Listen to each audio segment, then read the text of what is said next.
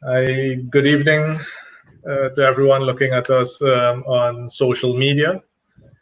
This evening, we wanted to have a bit of a discussion on things that businesses can be doing, especially during this lockdown. We want to be able to give persons an opportunity as well to be able to send their questions that both myself and my guest will be giving you our insight on, giving you some answers on. So at any point in time, feel free to submit a comment, and we'll be able to pull that up and give you our best feedback on that. Now, I have with me a friend who has been quite engaged in the Guyanese community as well, and I'm going to ask Salim to give me a little bit more and the viewers a little bit more uh, information about your background and why we should be listening to you tonight. Salim. All right, Vishnu. Well, first of all, a wonderful good night to you and your audience. You're doing a fantastic job in ensuring that you stay in contact with your clients. You are passing on useful information for Guyanese businesses and professionals during this lockdown period. Before we go further, too, I want to wish all your Muslim audience a Ramadan Mubarak. I know Ramadan is going to start either tomorrow and for some maybe on Saturday. So definitely Ramadan Mubarak to all your audience who are Muslims and who will be fasting. And Guyanese generally, we cross over each other culturally. So to all Guyanese, Ramadan Mubarak, a time for further lockdown. Like if lockdown was like if lockdown was not enough, Ramadan kind of tells you, slow down and get back to yourself and all that kind of stuff. And a lot of those lessons, I believe, businesses can learn too. In terms of myself, I grew up in the United States from the age of about 8 years old. My parents brought me to the U.S. I went to school. I went to university in the U.S. I studied advertising and marketing. Growing up, I was very kind of a creative kind of guy. Used to do all kind of crazy things and paintings and so on, but it never made money. I thought, why not get into a trade that will allow me to be creative and make money? So I entered the world of advertising, and right after college, I always had a deep interest in Guyana, even though I grew up in the United States, and everything about me is pretty much American, including none of my family living in Guyana. I mean, like zero family living in Guyana. I have absolutely no roots there. I mean, like current roots, they all have been uprooted and replanted in other parts of the United States. But I always had an interest in Guyana and like, going back to my real roots. And after university, I went back to Guyana, actually. I went back to Guyana with a group of very social, cultural activists. We did a lot of work on the ground with communities, assisting with local issue in communities and so on, and that lasted for quite a while. I stayed in Guyana. I lived in Guyana for 11 years after that, and during that time, it was pretty interesting for me. I joined at that time Guy Enterprise advertising agency. They were still manual, very, very manual. Everything was done by, pens and markers and pencils and razors and scissors and so on. I at that time, I think Guy Enterprise was trying to get their first telephone directory out. And I asked Vic Insanali, so how are you going to do this? He said, we'll have it typed up and in columns and we'll cut it up and we'll paste it together and so on. And I'm saying that's difficult. And at that time, I think the database was somewhere around 100,000. Now it's probably 10 times that. But 100,000 names, and you have to edit and review and check and change and edit and realign and align, change color, bold, and all that stuff. So I told him, I have a computer, and the computer can do all of that in a few minutes, and he was kind of very pleasantly surprised. So that was my first foray into Guyana. In fact, Guy Enterprise became the first advertising agency, and I believe the first publishing house that became digital, fully digital. And of course, Guy Enterprise went on to becoming the first digital video agency. Also, they also became the first ISP in Guyana. So that little digital spark at the beginning, I guess, led on to many other first for them. After that, I joined Leparkin as their marketing director. I spent like 7 or 8 years there. And had a very, very good relationship with Leparkin in Guyana, the Caribbean, and in North America. So I handled all their retail businesses, and at that time, Leparkin was much bigger than it is today. They had all sort of agencies and supermarkets, restaurants, pharmacies, some product lines like Suzuki, for example. And so they were very, very diverse, very fast growing, very progressive. At a time when Guyana, I think, was on a takeoff. Guyana was definitely growing. A lot of new businesses were there. Banks were getting bigger. Banks were giving out loans. So the economy in itself was pushing, and Leparkin, by and large, was one of those facilitators, ensuring that goods were going in and out, ensuring that it led the retail industry, and so on. So, and after that, I came back to the United States. I felt that, at that time there was a lot of crime and quite a lot of stuff was going on in Guyana in the early 2000s. I left Guyana in 2003, 4 thereabout. Because my family thought it would have been kind of dangerous to keep living there. Leparkin also lost about 45 managers that same period, and that's one of the challenges of Guyana, as you can imagine, the amount of people that leave, and very, very difficult to sort of replace them. I don't think Leparkin was able to replace any one of the 45 managers who left, and that's slowly eroded the strength of a very, very strong company. And today, I think it's down to, money transfer, a bit of money transfer, and a bit of shipping. Yeah. But what I would like to ask you there, though, because part of this discussion as well is about the opportunities. You would have actually gone through that cycle of being with a very large company at the point when they had significant strength.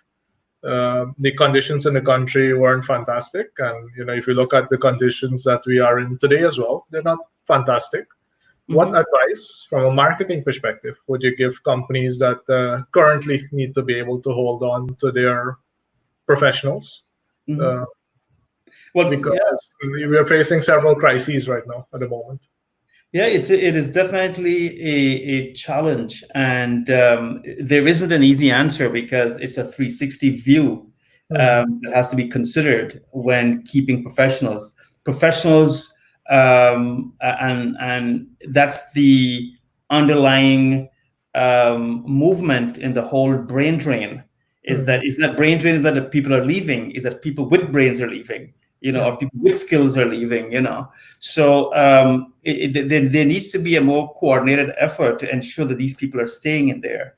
And that would include an enabling environment, to a large extent, a safer environment, an environment where businesses can thrive and be able to pay these professionals. Because these same professionals, if you're working and you're a good paying professional in Ghana, you're making 300,000. And Guyana, I think that's probably decent.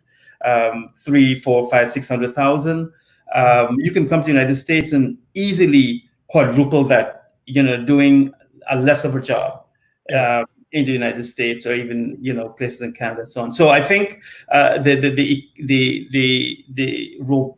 ability for the economy to be robust is key to keeping these professionals. But businesses themselves, I think, have a role to play in in guiding the economy. I think by and large, Guyanese businesses for the past 100 years, they have been following the cue of the politics or the policymakers. I think it is time for business people like yourself and private sector commission and all the chambers of commerce, for them to be sitting at the table so they can express to the policymakers that, hey, I don't have a manager for HR. I can't find one. And the one that I'm using is not skilled enough to provide the kind of service that I need for my company. And it is primarily because of certain policies that have been enabled by these leaders. So business people can't separate themselves from the general flow of things. I think in most cases, businesses are the ones who should be at the helm of policymaking, or because they suffer the most when it comes to these policies. So I also want to touch on the fact that you mentioned that you have almost no family in Guyana, and I can remember, what's it now, 26 years ago, when I really started to understand how things worked, 14, 15-year-old. And I recognized that many Guyanese had one or two family members in the US, maybe 10, 20% at most would have been in the US. But over the past 25 years, it now seems to be the complete opposite, where the bulk of the family is now overseas or in some other country, and a smaller amount is here. You also mentioned that very easily someone who is doing a job in Guyana, if they were to migrate, in places like the US, they can triple, they can quadruple their earnings. Of course, the cost of living there may also be higher. And then keeping those two things in mind, 2015, 2016, 2017, 2018, even 2019, some of the information that was spread about Guyana, and in reality what was happening in Guyana with oil and gas developments and all of that, Guyana seemed to be very attractive. Every time I spoke in places like Miami and New York, the interest level was very high. Being connected with the US community as well, what is the level of interest of people actually wanting to come back to Guyana, and what would you say their main objectives are? I think because I have also been very active in the diaspora. I've worked with various diaspora groups, some financial related, some social, some politically related. And by and large, I would think your average Guyanese would prefer some participation in the Guyana economy. Many Guyanese who've got skills, who've got money, who've got experience. And I think when you're looking at the money, you're looking at almost the estimate was about $30 billion that Guyanese in the United States have access to. In other words, and even if 1% or 2 or 3 or 5% of that was to migrate back into Guyana, you're looking at billions of dollars in the economy. So I think yes, Guyanese by and large want to come. I'm an example of that. I always wanted to be in Guyana, work in Guyana. I love Guyana. There's a different total, mindset when you're working in your country and you're helping your country to grow and build. I told you a little story about myself and how I made Guy Enterprise the first digital agency, and so many other digital agencies came after that. For me, I don't tell anyone, but I think that's a personal satisfaction for me that I was able to introduce to Guyana something that can benefit an industry. And there's a lot of Guyanese like that in the finance, in technology, in oil and gas, and it hurts me sometimes to see that when I go to Guyana now, that there are so many people who are going to Guyana for oil and gas, and they don't look like you and me. They don't look like my friends and families that's in Guyana or that's in the US that wants to go back to Guyana. So I think again, and it comes back to policy. How much of Guyana do we want in our business in Guyana? And we we still live in a country that is still has significant racial tension. So I just want to make sure that viewers out there know that my understanding of when you say people who look like me and you mean Guyanese, right? Oh yeah, of course, Guyanese. Okay, how about people who sound like me and you? Someone like me and people with some level of Yeah, Guyanese origin as well, right? correct. That's what you'd be looking for. I And, can and understand. I can understand that one barrier is the high salaries that especially that people are used to. If they were to come here, Guyana still ways a ways from being able to remunerate people at the level that they're expecting in the first yeah. world. I just wanted to know as well, what are some other barriers stopping people in our diaspora from actually coming back to Guyana, other than the money side of things? Well, I mean, I don't think people want to go somewhere where they are somewhat uninvited. I think by and large, the diaspora with $30 billion and over 200,000 to 300,000 professionals, there have never been an articulated attempt by our leaders to have them as a focal point of development. It was never part of the strategy discussion on how to move Guyana forward. Our policymakers are only interested in getting a loan to build a highway, getting a loan to do this and to do that. And you and I know these loans and these highways and these roads don't equate to development.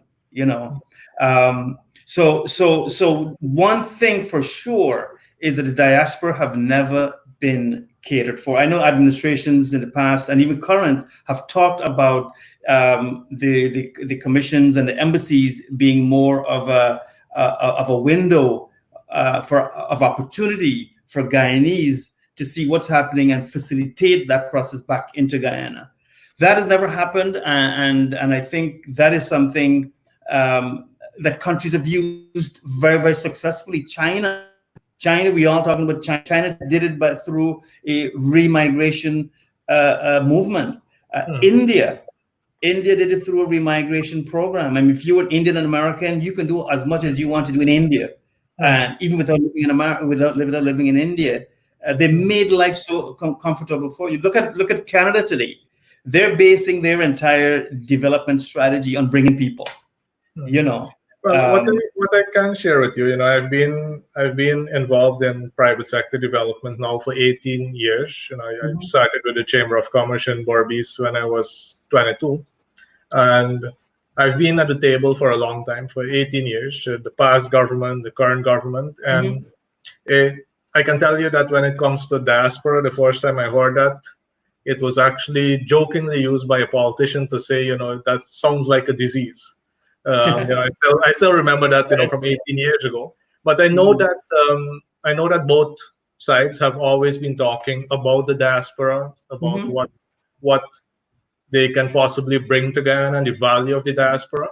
The thing that I usually see that is lacking is the implementation and then the execution of making this into reality, so we can actually get the result.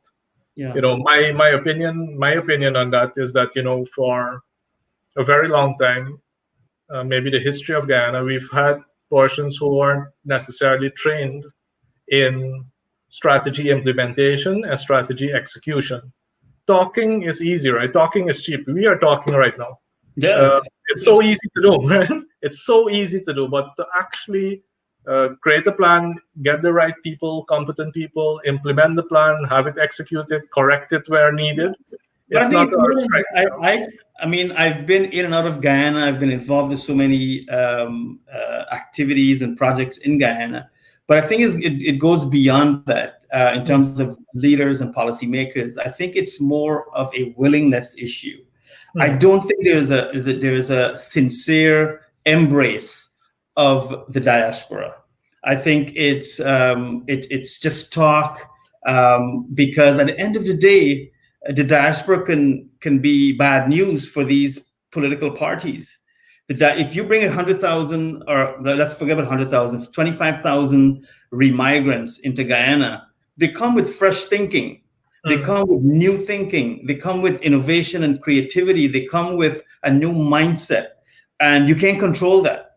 You can't control that. So in all intents and purposes, that might be a disease. That's the disease that they're talking about. So, and that becomes infectious because it's those who are exposed, who have experience and knowledge and skills. Those are the ones that are hard to control, and our political leadership, for them, that's sort of bad news, because to a large extent, our politics is focused on power and not enough on a strategy for development or a strategy for progress. Where we should have been today, we're 10, 15, 20, 30 years behind where we should have been today. So I mean, that sort of mindset is what kept us back. It's not that we left and we don't want to go back. That's why we are backward. I think it's deeper than that. And again, this is where, and I always, tag our economic leaders, our business leaders, that they have to, for their own survival, they have to ensure that the economy is opened up, that the policies are right, that the right people are coming. The example of La Parkin, I remember when they lost 45 managers within like 2 years, many of them had to come back as consultants, because they just couldn't fill the gap, and I think that is where, sadly, we continue to be bleeding, and Guyanese businesses. I mean, think about it. All the companies in Guyana that are going after the oil and gas industry, how many of them have Guyanese at the core? How many of them, even if it's diaspora Guyanese, I'm saying, how many of them have a policy to even say, you know what, I'm bringing this guy from Texas, but he's going to train these 5 guys who live in Rumville, What I wanted to touch on, though, is that it really came through your message that the reason why we stay where we are, and this is a core human factor that holds human beings back, is fear, right? Because what if these diaspora people come with all their bright ideas, with their money, and they take over maybe the positions, they take over some of the jobs? So fear causes people to make very strange decisions, strange to the onlooker, maybe not strange to them, because people are looking at protecting their turf. They're looking at protecting their income. If we think about, some of the more recent happenings, one of the logical conclusions is people protecting their new level of that they're able to live now. And it's tough when you play with people's livings, and that fear really does come true. When you're talking about the companies as well, and Guyanese companies, we do have quite a lot of joint ventures that have taken place between Guyanese and US, Canadian, all sort of companies. And the good thing is that, in the PSA, there is some provision for local content. So I think the first piece of local content driver that we had was in that initial production sharing agreement. We ourselves are part of joint ventures that have actually won contracts with Exxon and a majority-owned Guyanese companies. So I know that it is possible. And one of the things I like with this new industry is it really doesn't, in my opinion, matter who you know, because it matters if you can deliver, because we had to make sure that we demonstrated that we could deliver, and we were one of 6 companies that was selected out of nearly 36 companies, including large international companies. So I do have some amount of faith that this industry, because by its fair nature, right, if they bring people into that supply chain that are incompetent or cannot deliver, it's lives at stake, it's production at stake, it's profit at stake. So I know that the methodology of actually developing Guyanese companies, it is there. However, as you did mention, it doesn't feel like open arms. And even to Guyanese, right? You know how many Guyanese complain about maybe let's say our investment agency, when the appointment became public, that I'm the vice chair of Go Invest. Then the first day I probably got like 10 emails asking and complaining to me. I've just got appointed. Why Go Invest doesn't take care of Guyanese companies? And Go Invest is there to take care of both foreign and local direct investment. So you have the perceptions on one side, but you also and perception for some people is reality, right? If that is what they perceive, that's what they start believing. But I totally agree with you. It's not only that I'm advocating that Guyanese get all the contracts and Guyanese get everything. For sure, we've got to, like any other country, we got to open up the economy. And I think even if Guyana was not looking at a diaspora policy, but they had a very strong investment policy, right? We could have been in a different place today. I mean, we haven't had significant investment in any of the major sectors in the past, let's say, 7, 8, 10 years. We've had a few, you could just name a few, like the Omais and the Baramas and so on, who came, and it was largely extractive investment. They came and they dug out something and they left. Of course, nothing was left for us to kind of.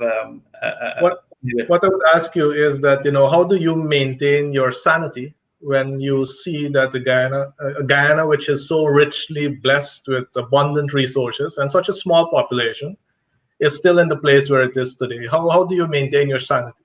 It's mind-boggling, and it's and I actually asked that question to Guyanese businessmen, because I'm not an active Guyanese business person. I'm like, how do you guys live in a country with tremendous opportunity, with some of the worst policy in place, high taxes, extremely corrosive environment for investments and so on. And that's why I think you guys are a breed by yourself. You're very tough. You're very resilient, and I think this lockdown certainly will ensure that the best company after this lockdown is the best companies that are really going to be going forward. Look at the La Parcan example. Is at Guyana's worst time, La Parcan said, "You know what? Let's create a barrel business." And boom! In 5 years, La Parcan became the biggest company in the landscape. Throughout the Caribbean and so on. Which is one of the lessons as well, that when you have a crisis, you need to look for opportunities for innovation. Absolutely. And that comes back to our topic today. In terms of the lockdown period, I mean, some of the things that I believe Guyanese business should be doing is, first of all, without a doubt, follow the instructions of the authority on social distancing and ensuring that the pandemic does not become overburdened, and there's so many people that are infected with it. I think so far Guyanese, by and large, have had very low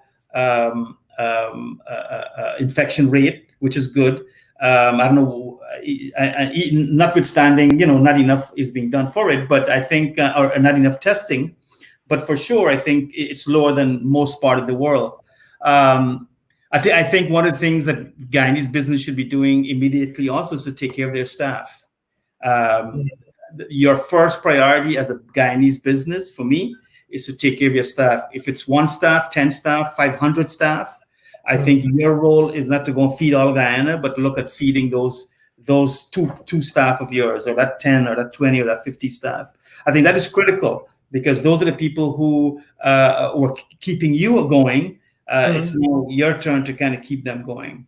I've seen really good efforts made by companies across the country as well. To really, in some cases, utilize leave payments so that people don't have lower take home. They've been able to start, whoever can work remotely, works remotely. Some companies have had to do salary adjustments, especially if they have absolutely no income coming in during the period. So I have seen some action in that regard, but we do have a report of 7 deaths, I think about 70 positive, but as you did mention, that is from a very small number of people tested. Correct. The actual numbers we may never know, but I, for one, haven't seen, they're still in the rural areas especially, and sometimes even right in Georgetown, if I can look down Parade Street, it looks like a normal day most days, right? So I think a lot of people Unlike in the US, for example, I know that people are receiving assistance from the government. Businesses are receiving loans that if they were to apply it to their rent or they were to apply it to paying wages, the loan could be converted into a grant. Grant, correct. Many countries are really putting these measures in place to reduce the impact on their population, reduce the impact on their businesses as well. We are in a situation where very little has been done as yet in terms of direct support to the population, and more for businesses. What we've had is maybe a deferral in tax payments, for example. Bank of Guyana has given instructions to our commercial banks to offer deferrals in mortgage payments and in interest payments, no waivers, but deferrals. So if, in my opinion, unlike the developed world, Guyana may be able to last under these conditions if we don't have serious interventions, maybe another month, another 2 months. I'm very happy with the private sector involvement in raising funds and making donations for the CDC, for example, so that ambush can be provided. But it's a very thin thread, and we do need to be able to sit at a table to come up with better solutions, to see where we can tap into to channels. And I would really want us to touch on maybe some other practical solutions at this point in time. I do know that I had a burning topic. Most people might know you from another role. You're not just a marketing specialist when it comes to products and services. You've actually been able to market political parties, and and I'll be very interested to know what some of the differences are. But before we get there, any other advice on what you would? Yeah, I mean, I think businesses in a downturn, or when there's nothing happening out there, you can do a lot on the inside. There's a lot you can do on the inside. It's time to maybe relook at your business. Do an introspection. You've got all this time. Sit and review your business plan. And your strategy. Look at the product and your services. Is there a better way to sell my product? Is it a better way to promote my service? Can I change my process so that it becomes easier? So I think this is the time you should be looking at your business plan, as you've got the time, because there's not much customers. When you have the customers, you don't look at business plan. You look at your customer. You take care of their needs. When the customers are not in front of you, that's when you have the time to relook at these stuff things. Consider what you're doing. I mean, am I in the right business? I'm an entrepreneur by default. I want to make the most of my skills and my time. Am I in the right business? How can I improve things? What can I add to my product line or service line? I think those are key questions. Review your business process and processes. From the time you start marketing to you get a lead and you convert that lead and you move it into a client and you close a sale. Is that process very efficient? Am I using all the tools available? Am I using all the services that are available? Am I doing all by myself and actually should be outsourcing some of it and focus on just delivering quality to my clients? Consider if your business is very local focus, if it could be global focus, because in Guyana right now, and this might be a good example actually, if we had a very, very, very robust agriculture industry, which we have tremendous potential for, we would have been the answer for Guyana, for the world. We could have sold 1 million pound of pumpkin tomorrow and 1 million squash tomorrow. We could have gone do rice instead of doing 700,000-800,000 tons of rice annually. We could be doubling that. The world is going to need food tomorrow, not oil. As you can tell, oil is cheaper than toilet paper now. So food, that would have been something that we should have considered. So companies in Guyana should also look at am I only looking at Guyanese consumer base? Because of technology now, maybe I can have consumers in Japan, in China, in Thailand, in America, wherever, I can develop these customers. I think businesses also, and one of the things I always hit a lot of my business friends for is their aesthetics. I think this is the time when you can just drive and stand in front of your business and see what can I improve. Look, and most businesses in Guyana aesthetically need a kind of a reset. Move things. There's a lot of clutter. There's a lot of noise in the business. Customers come in and they're all over the place, and things are hanging everywhere else. Time is good time to clean up. Not only your business processes, but your actual business place, and that helps your customer when they return, because they've been stuck in their house and being afraid of virus. And they come to your business and you still got rice open up and you got this and things are hanging all over the place, So I think aesthetically, if Guyanese people can take a little more pride during this time to kind of say, hey, let me fix some of these things. Well, also, what would be good to remember is that some businesses are seeing this as a lockdown and maybe a little mini holiday, or nothing is being done. And I like that you mentioned that this is exactly the time when a lot of preparation can be done. You can really look at your business model as well. What are you strong in? How could it be used differently? Because services like technology, deliveries, medical, they're actually doing better than average.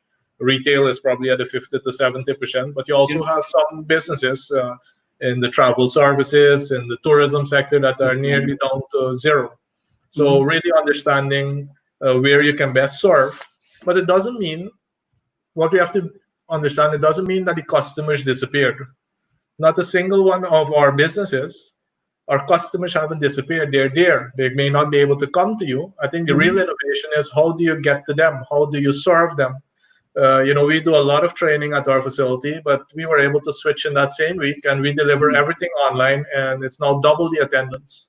So we're right now considering we may never go back to classrooms because this makes it so much easier for us to affect so many more people positively in the comfort of their own office or their own home.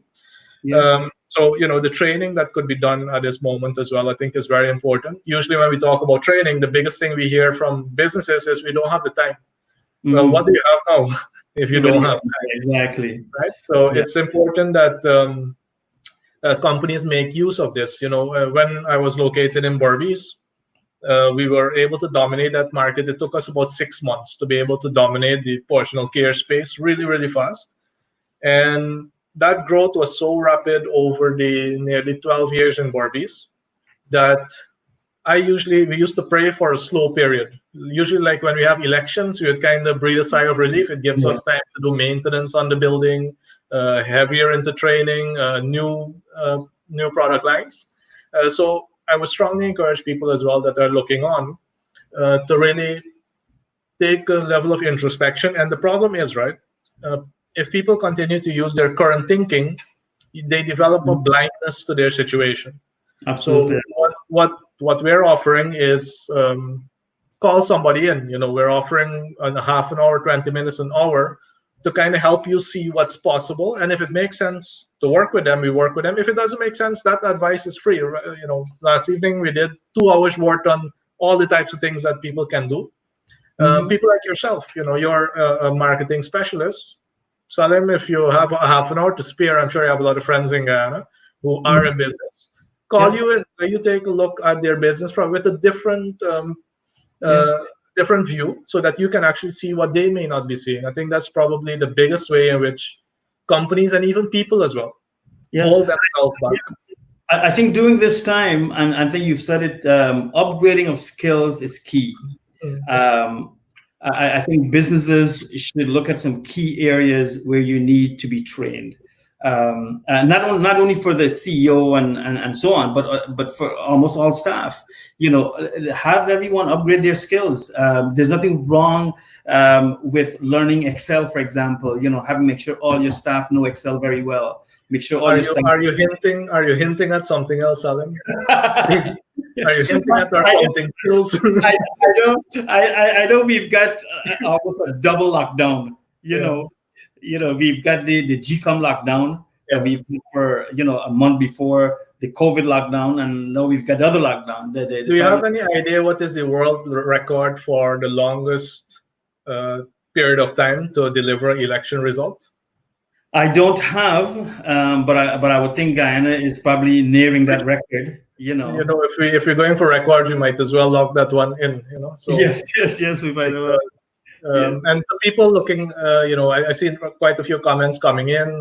They're shared on screen as well. Any questions that you have for myself or Salim, please send them into the comments box so that we can address it as well. Now, Salim, the question about the skills thing, apart from technical skills, I think there's other skills that are really required in Guyana.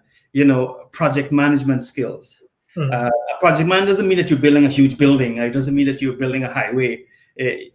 Project management means that you just want to fill a bag of rice. That's a project, Or you want to change a process in your company from manual to electronic, or digital. So I think project management skills is essential in today's marketplace. The companies that upskill their staff with project management skills, those are the companies that are going to be more efficient, more organized. They'll plan better. They'll do budgeting better, and so on. I think one of the things that a lot of businesses need to learn in Guyana, and I think you guys are trying to train them on this, is understanding finance and understand how the economy runs. A lot of businesses, and sadly, most of our Guyanese business people are just quote unquote shop owners, basically. We got to go beyond that. Just find out. We all need to learn how does finance work and how does the economy work. So we'll know how we fit in, what role we play, and how we can take advantage of opportunities. And I'll give you a good example. If we all knew how finance and economy work, we would have known if government have enough money or should make money available for this pandemic. People need money in Guyana. People need government help.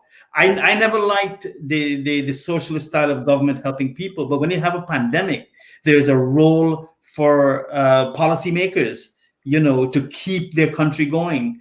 Business people need it. So because of our lack of understanding of economy and finance generally in Guyana, we give the government a pass. We say, maybe they don't have money. Maybe I don't need money, But my neighbor got, me got, so we okay, But I think that is part of our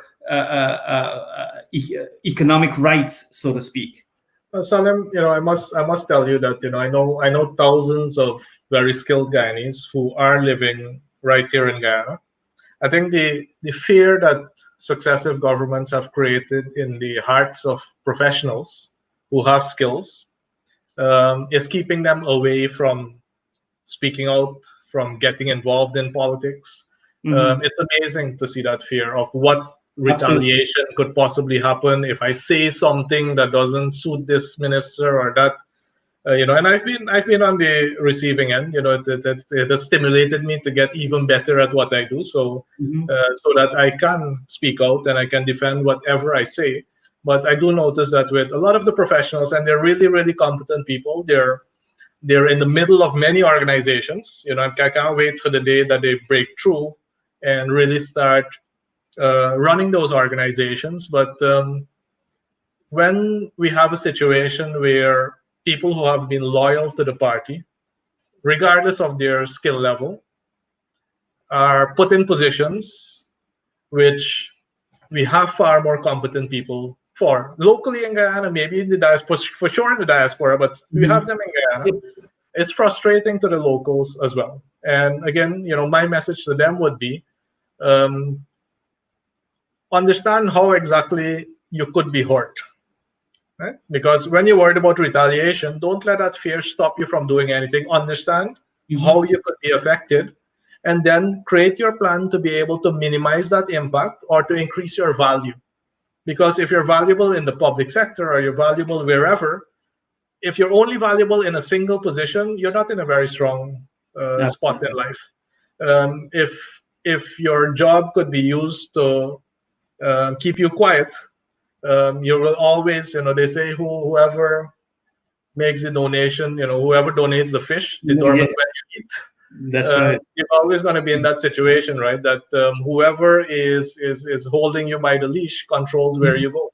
And I've said it before, that I believe policy making and policymakers, those who sit at a table to do this, to a large extent, don't have the skills or the level of experience or the 360 view as business people do to develop these policies.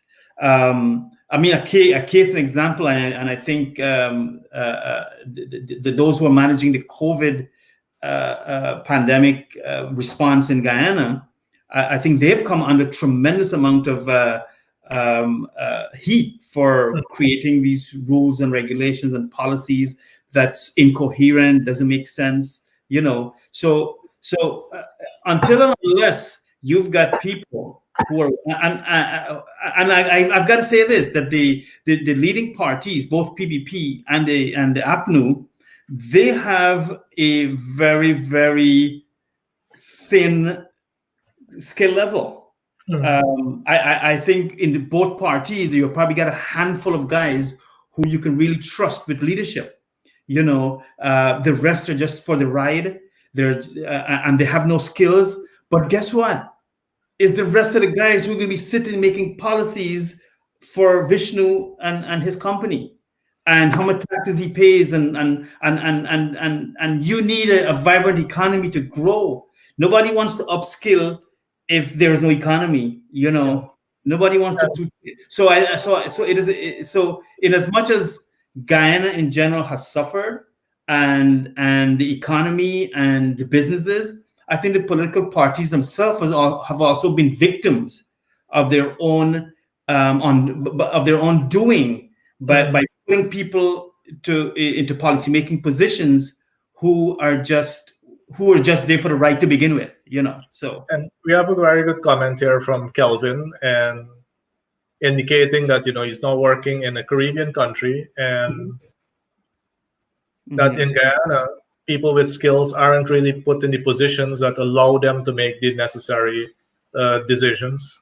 Now, I can tell you, when I work as a consultant, when I work in the energy sector in Trinidad as a consultant, coming in at maybe the number 6 position in the company, within 11 months, I got to the number 2 position, and it was based on competence. Absolutely. Because if you can deliver, you move up in the organization, and it didn't matter. There were people who were there in that company for 20 years, 11 months, and I got to that position because of being able to deliver. And this is what I think Guyanese professionals yearn for. I saw another question as well about the resources for the process of contract procurement. I would, Alexis, there is a public procurement commission that actually operates according to a specific act which lays out the procurement procedures. But when it comes to, let's say, oil and gas, for example, their procurement process is also laid out completely. And I would strongly recommend that you check out the Center for Local Business Development. They're actually right now running courses on procurement. And I believe that these courses, you're also able to access them online. Now, I'm happy with the work that the Center for Local Business Development is doing. I think, but in the end of it, we Guyanese are going to be paying for that anyhow. So let us not sit thinking about, who's offering it, who's not offering it. Our tax dollars are going to be paying for that. So please make full use of all the courses. And the courses are of a high standard. Most of my team has gone through those courses, so I'd recommend that. And Alexis raised a very important matter there, because almost everything in Guyana is hard to find, hard to get. Data. If you want demographic data in Guyana, it's almost virtually impossible. You just got to make it up.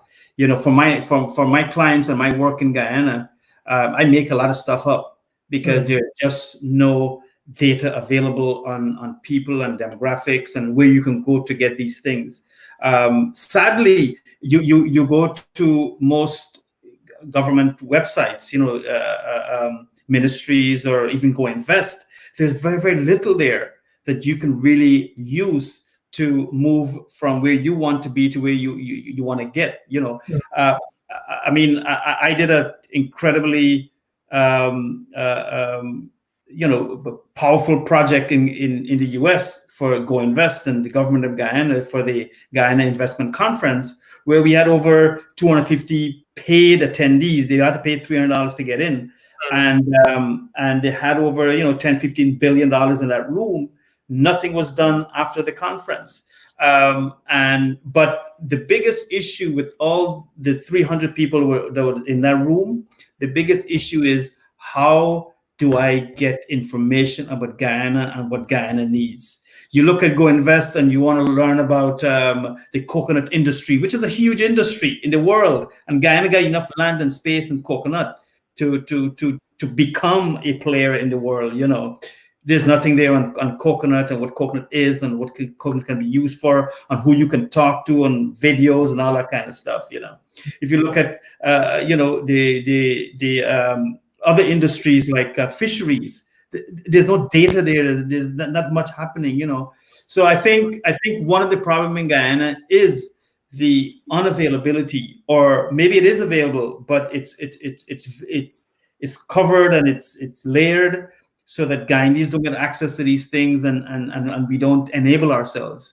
Sometimes we don't realize that all this data really belongs to us as citizens of Guyana. Absolutely. And the institutions that are the custodians of this data, one of their biggest roles is to turn this data into intelligence that we can make proper decisions on.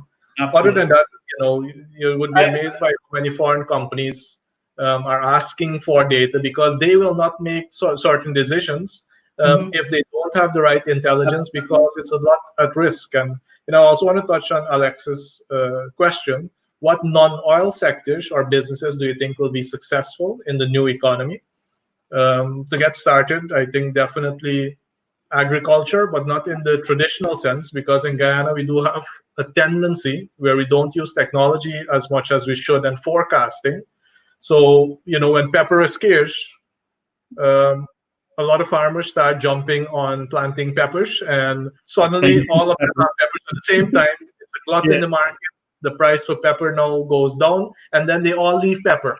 And then pumpkin is in demand all of a sudden, because pumpkin guy became, absolutely. So, and that again comes to intelligence, right? Where is the data on the demand for specific agricultural produce? So, Alexis, I would say agriculture, but it needs to be intelligence-driven agriculture. We need to also have to make sure that our organizations and the facilitating government institutions work more in a facilitative manner, right? To help businesses understand the requirements for the Caribbean market, the CARICOM market, to the US market, so that they can really access. And there's some fantastic success stories as well. If you think about Dave West Indian Complex, for example, the amount of Guyanese products that he generates from various parts of Guyana and is able to take to the market. So it is possible, but it requires that level of support.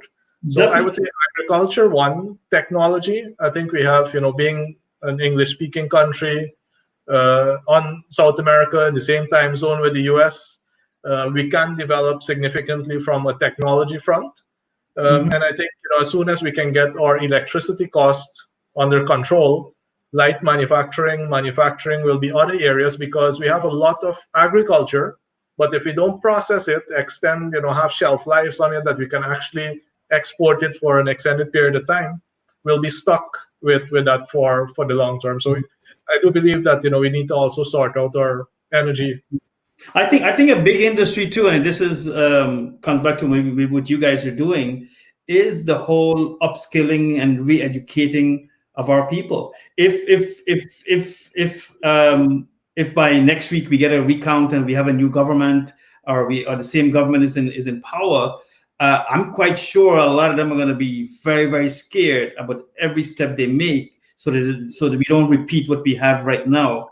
So there might be a lot of commitment to grow this economy, and to grow this economy, Guyanese will all have to be re-educated, upskilled in so many areas. Tourism, for example, is going to blossom. Do we have enough Guyanese? And how you see how we feel about diaspora? It's sometimes when I look at the sentiment, it feels like we feel even worse about other foreigners. And I personally don't think that we have sufficient Guyanese for when this economy really takes off. That's a great point. I mean, in as much as we can market to Guyana, because it is a small market, do we have enough people to even supply the demand for work and for skills and so on? And you're absolutely right. I think those are some areas that could be industries in the future. But coming back to some practical stuff that I wanted to pass on to your viewers, I think you said digital, technology and so on. I think if you don't have a website today, go get a website. It takes very little skills these days to get your website up and running. So because I'll tell you, in 10 years, forget about 10 years, next year, when a company comes into Guyana and wants to do business, they're going to go online and Google. They're going to go to who's who in Guyana, who's who.gy, and they're going to check a list. Like I did that. I do that many times. I'm looking for someone to supply furniture, for example. I go to your thing and see who's furniture, and they're not going to walk on Regent Street or on Sheriff Street or on East Coast and look for a company that's doing furniture. Your big sign on your furniture store is really nice, but it's not going to sell your business.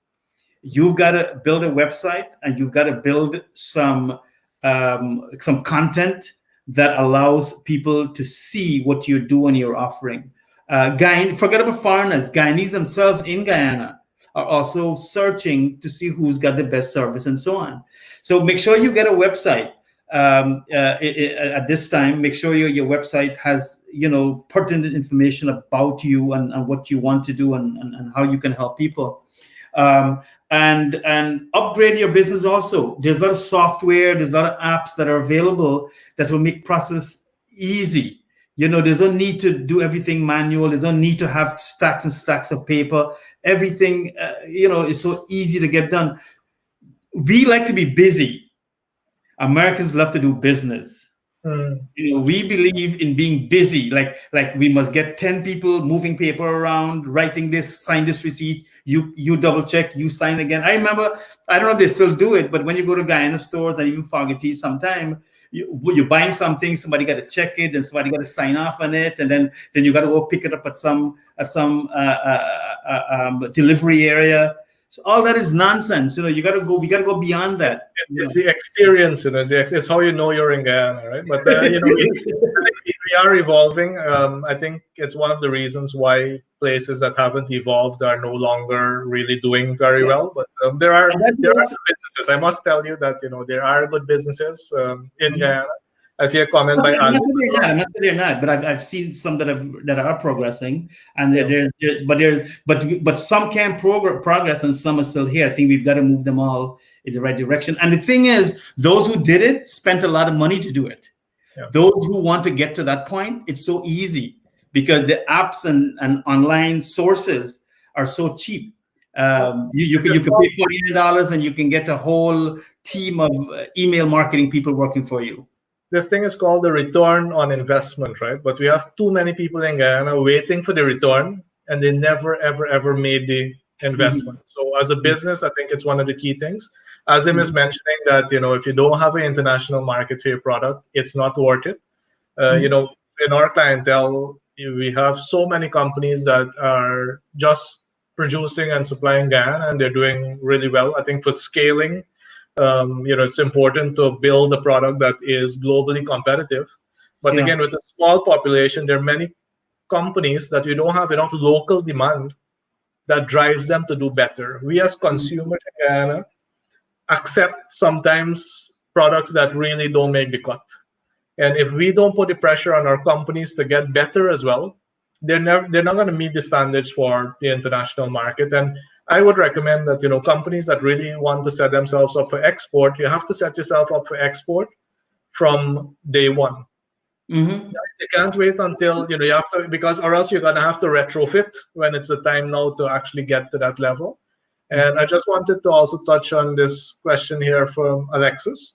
And for this, from a capacity from Go Invest, I would say that I look at if I can upload it in the comments. But there is an investment document that tells you exactly what all the requirements are for both a local or a international organization. I wish it was easy. I wish there were less hoops to jump through. However, there are the regulations of what companies need to actually meet in order to be able to operate here. And from being on the board, I can also see the level of tracking that is done when it comes to applications and the process that they go through. And I know that the board there as well is working really hard to make it a smoother process. But a lot of this depends on our policymakers, and they have to make sure that we have too many lawyers as well, in my opinion. And if I think, whenever I think about lawyers, I think about the way they make their money. Lawyers generally don't make their money. We're the season of lawyers. They don't make their money by wrapping something up as quickly as possible, right? That's more what the business portion does. The faster I can solve your problem, that's how I get paid. Get another sale, next hour. But lawyers usually get paid. The longer it takes, the more complex it could be, the more they get paid. So it's the way that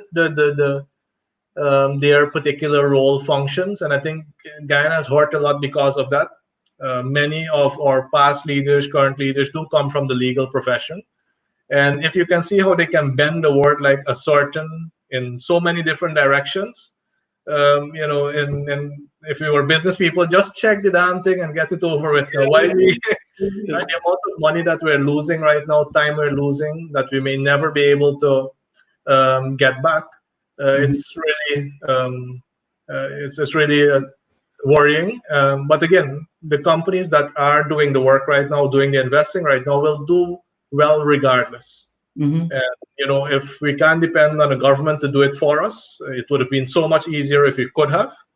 The companies still need to take their own steps, and employees still need to look at upskilling themselves. Now, I know that we had promised 1 hour. I think we are over that. And we've spoken a lot about business. I would like to have a discussion with you in the future about political solutions, because in Guyana, unfortunately, so much depends on political solutions as well. Absolutely. And I don't think we talk enough about it. And I don't believe we have to be politicians to talk about political solutions. Absolutely. Right? We need to be able to express our views, and I would love for people as well out there to be able to say what they believe some solutions are. Because who says that our politicians have the only bright ideas? Right? And the way they're operating, it doesn't even seem like all politicians have the bright ideas. It looks like if this side has the bright ideas, the other side can't have any. Exactly. If the other side has the ideas, this side can't have any. And as long as we continue in that way, we're always going to be cutting ourselves short. So, Salam, I would like to thank you. Would you like to share any final comments? And we'll set up a date to continue the discussion. Yeah. Absolutely, Vishnu. I really enjoy this, and I'm quite sure there's a lot more that we can talk about in this discussion to ensure that business people understand their role and more importantly, their peculiar position in an economy. Trump did not give $1 trillion to small businesses because he feel like. It could be because he feel like, but it's a good feeling because 50% of America is small businesses. 50%. Imagine America is one of the richest, most powerful country in the world, and 50% of its people, of its economy, is made up of small businesses. Guyanese have small businesses by and large, and there's quite a few large businesses. Businesses must understand their role and the importance it plays, not only in them gaining wealth, but helping their industry, helping their community, creating the job, building leaders for tomorrow, looking at solutions. Businesses create solutions. Governments don't. And that is why I keep emphasizing that business people and business leaders in Guyana need to step up and play their role.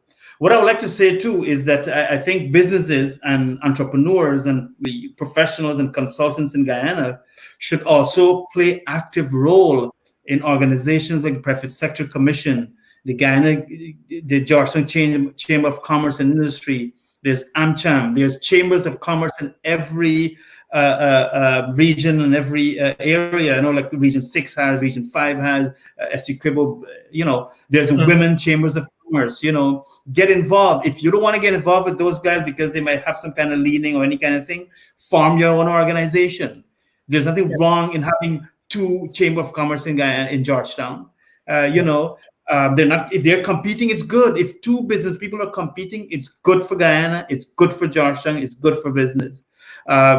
Be part of these organizations. Get involved with the who's of who in Guyana. I think that's a powerful movement by itself. Yeah. I call it a movement because it's where we need to be now, and is what will move Guyana forward. So I think, by and large, if you believe that you're going to run a cake shop business and isolate yourself, and after this lockdown is going to be back to business and back to basics as you were doing it, it's not going to happen. The world is going to change. Who would have ever imagined? And I'm a Muslim. Who would have ever imagined that masjids don't have Jummah anymore? And the imams are going on webinars and giving their Friday sermon. Who would have ever dreamed about that? But guess what? After the lockdown is done, we are going to be doing that. I'm sure we are going to see nothing wrong with getting an invite from our family for their uncle who died. They got a satsang for them, or they got some kind of Hindu thing for them, or they get some kind of a baptism ritual going on. It's real, and business in Guyana, after this lockdown, lots of things are going to change. Many businesses are going to fall off the map.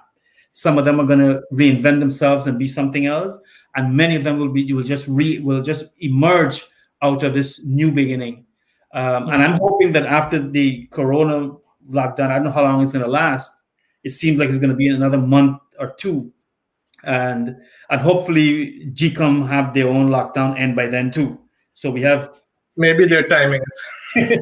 they're timing. But yeah, I mean, I'm always available if any of your viewers want to anytime want to just talk to me about anything they're interested in. I'm always available. You can give them my number, and I'll be glad to be of any help and support to see how you can unravel some of your current issues. And I'm as a professional, what I do on a day-to-day basis is to help people with their branding and their marketing and their advertising and their PR, and how to position themselves, and how to take advantage of opportunities, and how to weed out the noise and those kind of things. And I think business generally, you just want to focus on what will bring the cash in, and you can care less about all the noise around you. So I'm always available, and if you ever need me again, I'm here.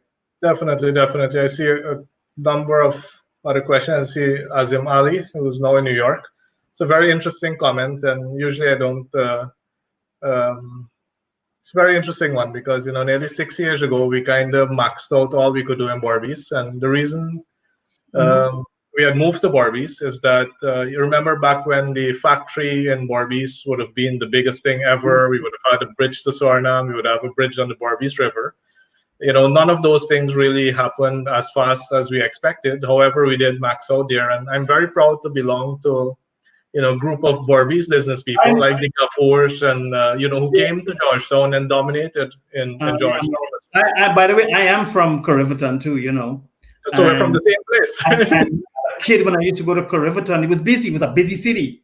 Yeah. My grandfather had a very known business there, at the Medina Bazaar, and. Okay. So you're my neighbor then, because we're next to Medina by. Oh, you are? Yeah. I did not know that. So we're that close. And when we go now to Cariveton, it's almost a ghost town even on Saturday night. Yeah. Even on Saturday night. So I think, and here's what I mentioned to, because I was very close to APNU also as a someone who wanted change in Guyana. And when they had won, I did go to Guyana and spend significant amount of time trying to get the Ministry of Communities and some other ministries to ensure that every town and every area that could be called a town, that they have a business plan. Yeah. That is very important. It's like foreign language to these guys, and I'm telling them, no, if you are mayor and city council of Cariveton, you better have a plan. You got to compete for jobs, you got to compete for investment, you got to compete for security, you got to compete for everything, so that Cariveton can get more tax. You don't get taxed by bringing more people; you get taxed by growing the economy. That's a different language you're speaking, but we will have to do quite a bit of work. And if anybody visiting Cariveton, our business is there. It's one of the strongest ones, still growing. The business itself has a new owner now, and he's taking it to a whole different level, as I have done as well here in Georgetown. So Gotcha. People with assumptions, it's always interesting. You know what they say about assuming. So so. Someone asked about the next show. They can tune in on GlobeSpan on Monday. Yes. You and I will be there along with other business leaders, talking with business and the economy. And we'll send out the notice on that as well. So Monday evening on GlobeSpan. For the skill trades, make sure that you find out what standard you're operating to. If you're in a body workshop, what standards do you need to be able to operate? Because the crazy thing is going to be that the companies who know to fill out all the paperwork are the ones who are going to get the jobs, and then they're going to subcontract Guyanese companies who don't do the paperwork. And if you're lucky, you're going to get a good share of it. If you're unlucky, you might work for less than half of it just because your paperwork is not in order. Your quality of work may be, but a lot of this new industry depends on you being up to a specific standard that you can demonstrate.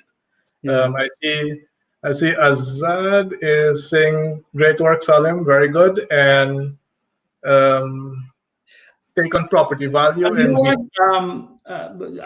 know some of the guys who are asking the questions, and I know deep down in those young entrepreneurs in Guyana, they want to get it right.